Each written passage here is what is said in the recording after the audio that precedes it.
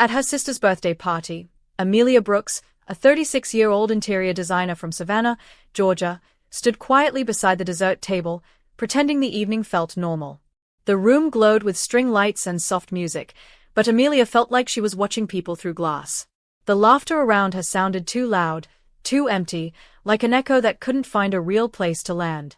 She had spent the entire afternoon wrapping a small navy blue box, a handmade silver necklace she shaped from an old family pendant. "It's simple, but it means something," she had whispered to herself. When her sister Lila opened the box in front of the crowd, Amelia held her breath. Lila lifted the necklace with 2 fingers, looked at it for barely a second, and smirked. "Cheap," she said loudly. "Absolute trash." The room froze. Someone coughed. A glass clinked. Then Lila let the necklace fall straight into the trash can beside her. Amelia didn't move. Her mother forced a smile. Her father stared at his drink. No one defended her. No one said a word. Amelia realized then that silence could wound deeper than anything spoken aloud. So she turned, walked out, and didn't look back. Outside, the night air wrapped around Amelia like a cold warning. She unlocked her car with steady hands and whispered, "Enough." It wasn't anger anymore. It was clarity. When she reached home, she opened her laptop and pulled up the document she had ignored for months, financial records tied to her sister's boutique. She whispered again, firmer, "No more." 3 years earlier, she had believed in Lila with all her heart. Back then, things felt almost peaceful. Lila had come to her apartment with a folder full of sketches, her voice trembling with excitement. "I want to open a boutique, Mila," she said, using the childhood nickname she only used when she wanted something. "I can see it already. Soft lights, Paris-style decor, handmade dresses. I just need a little help to start." Amelia had looked at her mother, Diana, who joined later and said, "Family helps family. You've always been the steady one." Amelia had felt that familiar pull, the role she had been given since childhood. The helper. The fixer. So she agreed to fund the dream. She even used her new car as collateral for the loan. That night, Lila hugged her tightly and whispered, "I'll never forget this." Amelia believed it then. For a while, everything felt hopeful.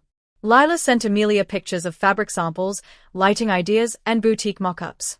Late at night, she would call asking, "Do you like this wall color? Should the shelves be higher? What do you think of this sign?" Amelia loved those conversations.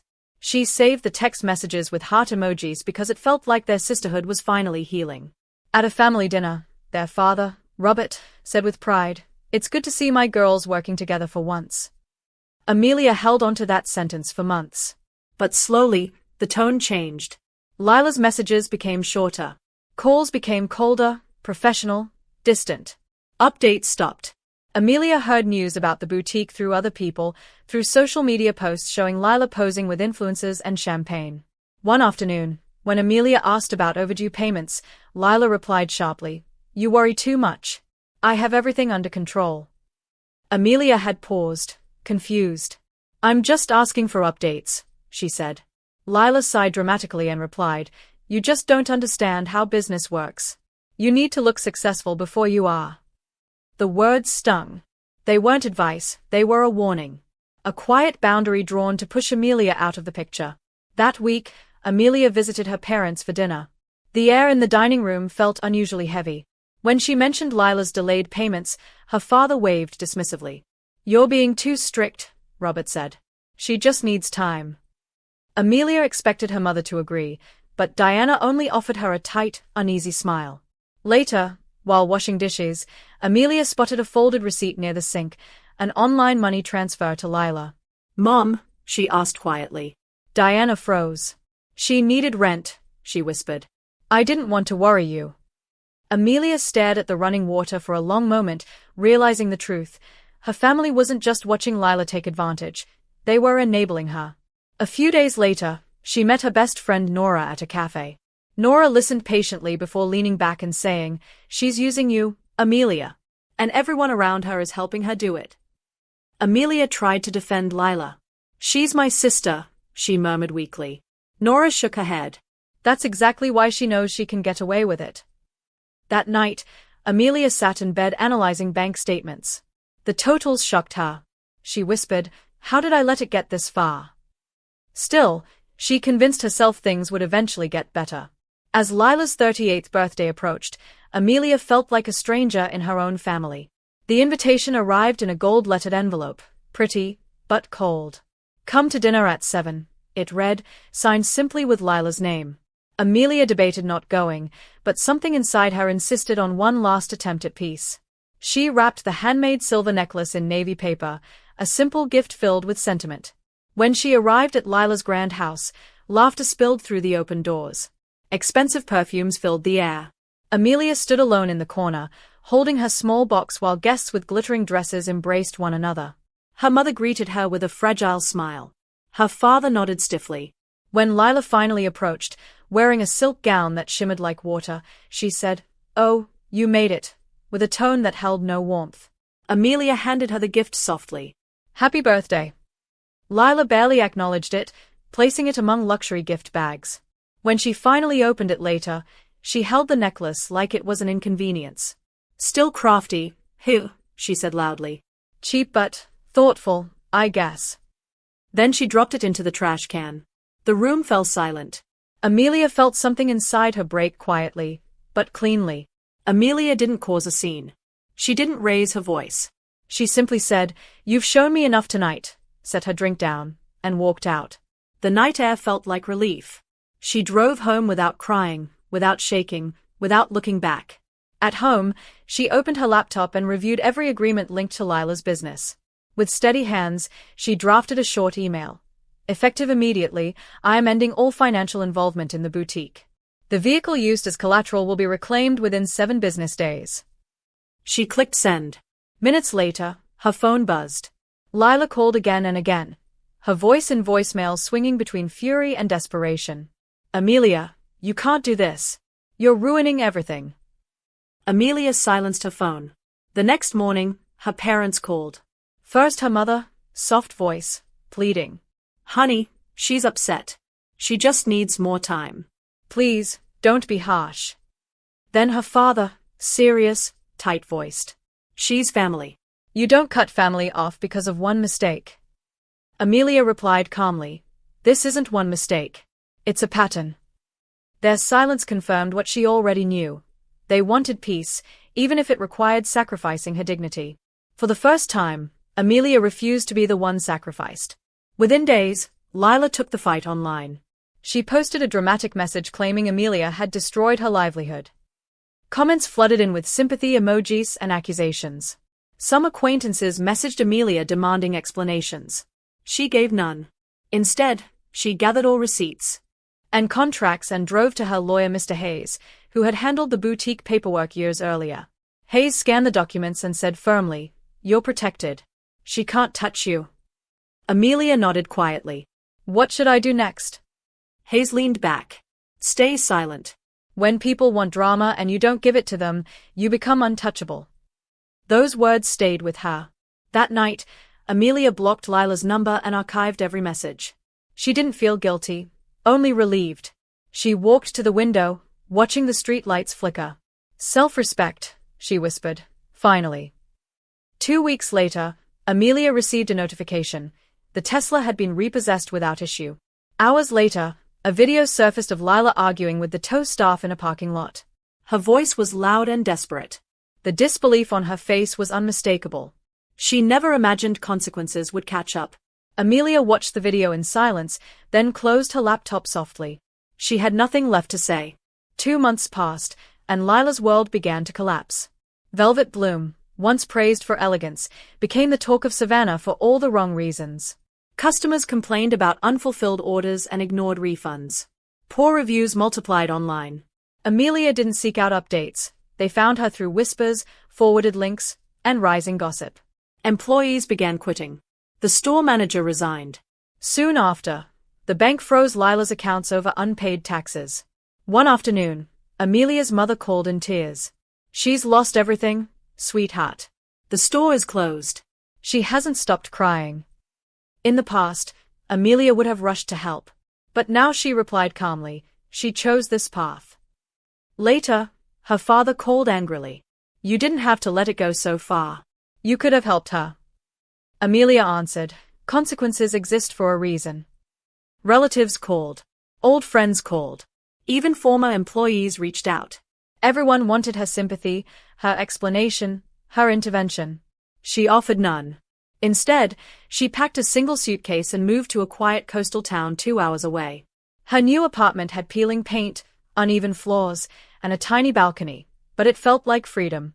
She spent mornings at the market, afternoons sketching designs, and nights sitting peacefully with a cup of tea. 6 months later, Amelia woke to a new email notification. The subject line read, "I'm sorry." It was from Lila. For a long moment, Amelia just stared at it. When she finally opened it, she found a long message filled with broken sentences and shaky apologies. Lila explained she had lost the boutique, her savings, and her so-called friends. "I'm living in a small apartment near the highway," she wrote. "I spend nights crying, wondering how everything went wrong." She added that their mother had fallen ill and medical bills were rising. "I know I don't deserve your help," the message said. "But Mom needs you. Please." Amelia read every word slowly. They didn't feel like remorse. They felt like a transaction. A request born from desperation rather than growth. She remembered that birthday night, the necklace falling into the trash, the laughter, the humiliation. She opened a blank reply and typed 2 words, "read." Deleted. She paused, then clicked send. Shortly after, her mother called gently. "She said she emailed you." "I know," Amelia replied. "She's trying, Amelia," her mother whispered. Amelia looked out the window at the calm afternoon light. "I'm not angry, Mom," she said softly. "I'm just done." A year later, Amelia finally felt whole again. She opened a small design studio downtown where the smell of fresh sketches and new fabric filled the air each morning. Her clients valued honesty and quiet elegance, 2 things she had always carried but never protected. Her relationship with her parents became gentle again. They moved to a simple house in the suburbs, far from the noise of old drama. Their conversations shifted from tension to simple joys, weather, gardening, recipes. As for Lila, she left Savannah quietly. Velvet Bloom no longer bore her name. A small cafe now stood in its place, walls painted pale yellow. One afternoon, Amelia walked past it and paused. Inside, a young woman arranged flowers in a vase at the same corner where Lila once posed for pictures. Amelia whispered, "Life moves on," then continued walking. That evening, she sat on her balcony with tea and watched the sky fade into soft purple. She thought of everything she had learned. Silence isn't weakness. Peace isn't surrender. Family isn't a debt. Forgiveness doesn't always mean reunion. Sometimes the bravest thing you can do is close a door and never reopen it. Tomorrow, she would return to her studio, light, steady, free. Amelia adjusted quickly to her new life in the coastal town. Every morning, she walked to the same small bakery where the owner, Mrs. Lane, greeted her with a warm smile. "Good morning, sweetheart." The usual croissant. Amelia laughed softly. "You know me too well." She loved how the town moved slowly, without pretension, without the pressure to perform. One afternoon, while arranging fabric samples in her small studio, her assistant Ellie peeked in. "Mila, someone's asking for you." Amelia stepped into the lobby and saw a woman holding a folder, Carla, a boutique owner from a nearby city. "Your designs came highly recommended," Carla said. "I'd love to collaborate." Amelia blinked, surprised. "Of course. Please come in." They spent hours discussing colors, textures, and themes. As Carla left, she paused at the door and said, "You're talented, Amelia. Don't ever let anyone make you doubt that." The words hit deeper than she expected. That evening, Amelia stood on her balcony, watching the orange lights flicker across the quiet street. She whispered, "I'm finally building my own life." And for the first time, she believed it without hesitation. Week by week, Amelia's business grew. She received new clients, hotels, cafes, small clothing brands. She poured herself into her work, sketching late into the night, humming softly as she drafted new layouts. Ellie often teased her. "You never stop working," she said one afternoon, leaning against the doorway. Amelia smiled. "Work helped me heal." One evening, while closing the studio, Amelia received a call from her mother. Diana's voice sounded fragile. "Mila, I just wanted to hear your voice." Amelia's heart tightened. "How are you, Mom?" Diana sighed. "Your father and I are fine. We're adjusting. And your sister, she paused. We don't hear from her much. Amelia rested a hand on her desk. Have you checked on her? Diana whispered. She doesn't want us involved. There was a long silence. Then Diana added, I miss the days when all of us could sit at one table without tension. Amelia swallowed. I miss it too, Mom. But peace and pretending are not the same. I know, Diana said softly. I'm proud of you. When the call ended, Amelia felt a soft ache, sad, but calm. Some losses, she realized, were quiet but necessary. One rainy afternoon, Amelia visited a small art shop near the harbor to buy new sketchbooks. The bell above the door chimed as she entered. The place smelled of paper and ocean breeze. The shopkeeper, a friendly older man named Mr. Cooper, greeted her warmly. Looking for something special today? Amelia smiled. A sketchbook that feels like a new chapter. He chuckled. Then I have just the thing. As she browsed, she overheard two women near the window whispering about Velvet Bloom. Did you hear? The owner left town. Something about debts and drama, one said. Such a shame, the other replied. Amelia kept her expression calm even though her heart pinched. She placed a sketchbook on the counter. Mr. Cooper scanned it and said, My wife loves your designs in the cafe downtown. She says you have a gift. Amelia flushed. Thank you. That means more than you know. As she walked back under the soft drizzle, she whispered, I didn't fail. I just finally let go.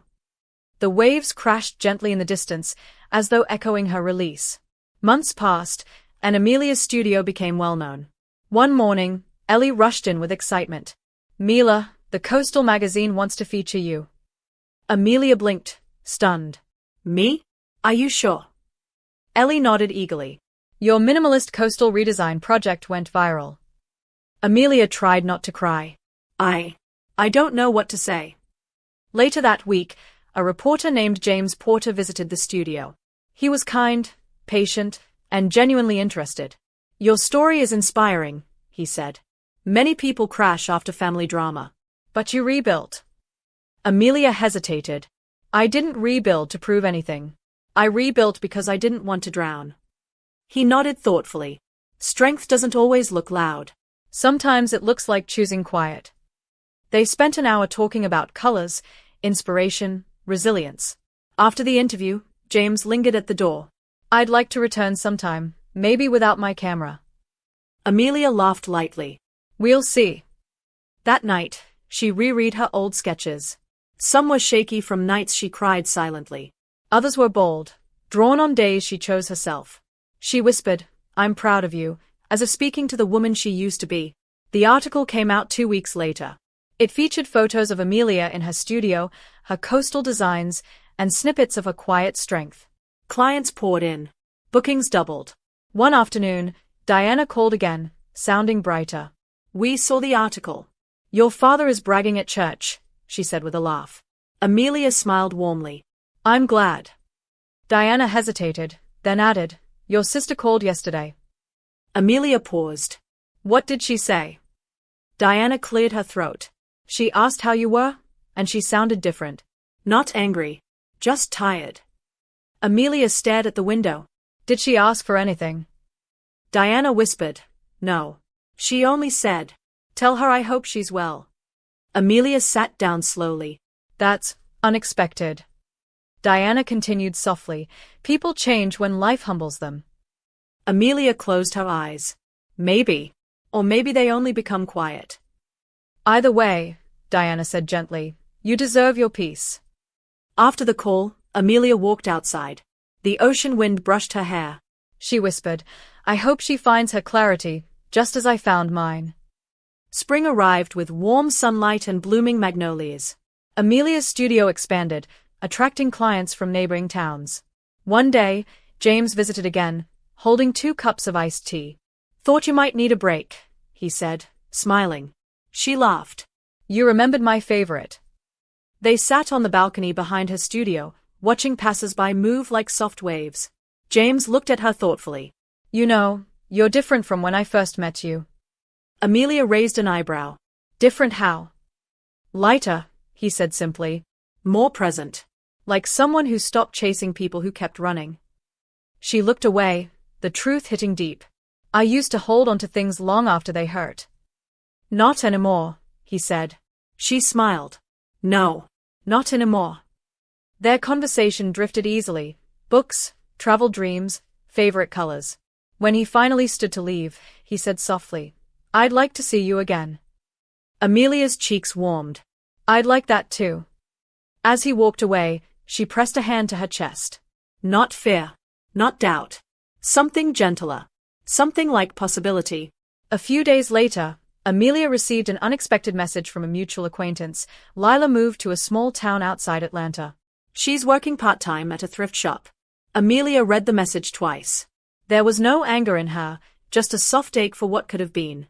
She closed the notification without replying.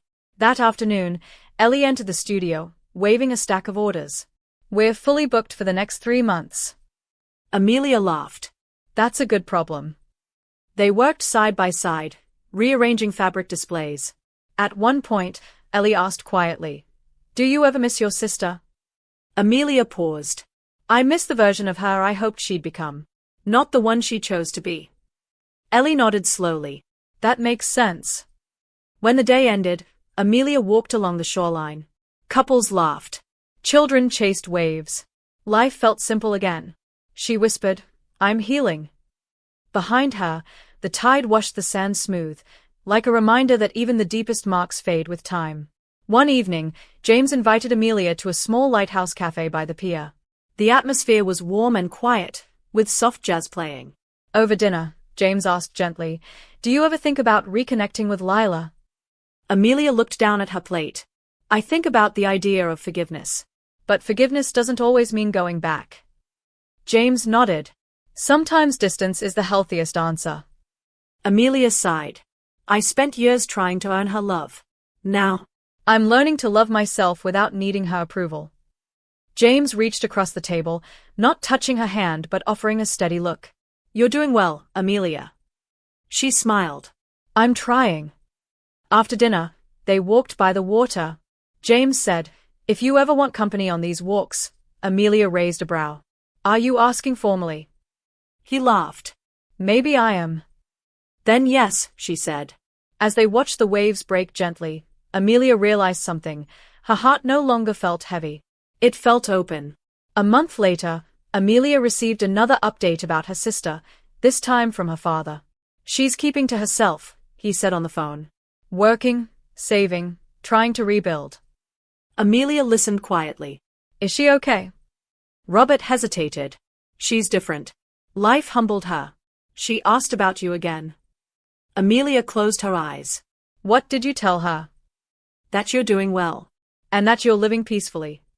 Amelia nodded. Thank you. After the call, she sat at her studio desk and opened her old folder. The contract papers, the bank statements, the printed messages she once kept for protection. She touched the edges thoughtfully. Then she whispered, I don't need these anymore. She placed the papers inside a drawer and locked it, not out of anger, but closure. Later that night, she and James took a walk through the coastal market. He pointed to a pottery shop. That bowl looks like your style. She laughed. You're learning. And as they strolled together, her steps felt steady, like someone finally walking toward a future rather than away from a past. Summer arrived, warm and golden. Amelia's studio was now one of the most requested design spots in the region. She hired 2 more assistants and planned a small expansion. One morning, while arranging a beautiful display of catalog samples, Ellie said, Mila, you've changed everything about your life. Amelia smiled softly. I think I just stopped sacrificing myself. Later that day, she visited her parents. Diana hugged her tightly. You look happy, she said. Amelia nodded. I am. Robert brought iced tea to the porch. Your sister sent us a letter, he said. She said she's trying to be better. Amelia took a slow breath. I hope she truly means it. Do you want to read it? Her father asked. Amelia shook her head gently. Not yet. Some wounds need time before they can face reminders. Her parents understood. On her drive home, she played soft music, the windows down, the sea breeze filling the car. She whispered, healing is not forgetting. It's choosing peace without guilt. That evening, She met James for a sunset walk. As the sky turned orange and pink, Amelia realized she wasn't just surviving anymore, she was living. The following week, Amelia received a small envelope in her studio mailbox. No name on the front, just her address in simple handwriting. She hesitated before opening it. Inside was a short letter from Lila. I'm not asking for anything. I only want you to know I'm trying to change. I'm working, I'm saving, and I'm learning how to stand on my own. I'm sorry for the pain I caused. Amelia folded the letter slowly. There was no anger in her chest, only a gentle heaviness. James walked in a few minutes later, noticing her expression. Everything okay? He asked. Amelia held up the letter. It's from my sister. James waited silently. She says she's learning, Amelia whispered. That's good, he replied. But learning doesn't always mean reconnecting. Amelia nodded. Exactly. I don't hate her. I'm just not ready to open old doors. She placed the letter inside a drawer, not locked away like the old documents, but kept gently, like something no longer painful. That evening, she walked along the pier, breathing in the warm coastal wind. People grow at different speeds, she murmured. And sometimes, growth isn't meant to be shared. Her business continued to flourish. She hosted her first interior design workshop in the town hall, attended by locals, artists, and young designers hoping to learn from her. During the event, a teenage girl approached her shyly. Ms. Brooks, your story inspired me. I want to study design because of you. Amelia felt her heart warm. You can, she said gently. And you'll be wonderful at it. After the workshop, she and Ellie packed up leftover materials. Ellie grinned. You're becoming a mentor. Look at you. Amelia laughed. I never imagined this life. Later, as she walked outside, she saw James waiting near the steps with 2 large cups of iced lemonade. Successful workshop? He asked. Very, she said. They walked together to a quiet bench. James looked at her thoughtfully. Have you ever wished things with your sister ended differently? Amelia gazed at the horizon. Sometimes. But if they ended differently, I wouldn't be here. I wouldn't be this version of me. James nodded. Then maybe everything unfolded exactly as it needed to. Amelia leaned back, letting the warm sun settle on her face. Yes, she whispered. Maybe it did. Autumn approached with crisp winds and rustling leaves. One afternoon, Diana called, her voice soft but steady. Honey, your sister visited us today. Amelia closed her eyes. How is she? Quieter, Diana said. She seems calmer. She didn't mention you, but she asked about the family. She's working, taking classes, trying to rebuild. Amelia listened, feeling neither pain nor relief, just acceptance. That's good, she said finally. Everyone deserves a chance to grow. Her mother hesitated. Would you ever talk to her again? Amelia thought deeply. Maybe one day. But not now. Not until I know she's truly changed, not just struggling. Diana sighed gently. I understand. After the call, Amelia stepped onto her balcony with a warm cup of tea. The world felt quiet, peaceful, steady. She thought about all the versions of herself she had walked away from, the angry version, the hurt version, the hopeful version. She whispered, I've learned to love the peaceful version best. Below her, children played in the courtyard, laughter echoing softly. Life, she realized, kept moving forward whether she held on to the past or not. One evening, as she was rearranging a flower vase in her studio, James entered holding a small wrapped box. I brought something for you, he said, smiling. No occasion. Just because. Amelia raised an eyebrow. What is it? Open it, he insisted. Inside was a delicate silver bookmark engraved with her initials and a tiny lighthouse symbol. Amelia traced the metal with her fingers. It's beautiful, she whispered. James shrugged shyly. You once told me you love reading by the water. Thought you'd like something to keep with you. Amelia's heart softened. Thank you. This means a lot. They walked outside together as the sky turned deep blue. You've become important to me, James said quietly. Amelia stopped, meeting his eyes. And you become important to me too. They didn't rush anything. They simply walked, side by side, letting the future unfold gently. That night, Amelia placed the bookmark on her bedside table and whispered, Life gives us better things when we stop holding on to what hurts. She fell asleep to the sound of waves brushing the shore, a rhythm that felt like healing itself. A full year after she left Savannah, Amelia returned for the first time, not for drama, not for reconciliation, but for herself. She walked through the familiar streets, noticing how much had changed and how much no longer mattered. The old boutique was now a cheerful cafe with soft music playing. Through the window, she saw strangers laughing, sipping coffee, living life, proof that endings were never truly endings, just beginnings wearing different clothes.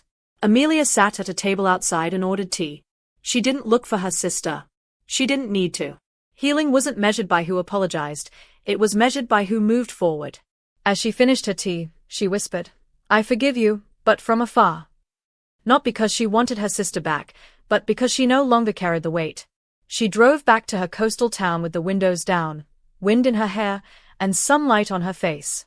When she stepped into her studio, Ellie greeted her, James smiled warmly, and her sketches waited on the walls like open doors. Amelia lowered her bag, breathed deeply, and said softly to the quiet room, "This is my life now. Peaceful. Steady. Mine." And with that, her story found its true ending.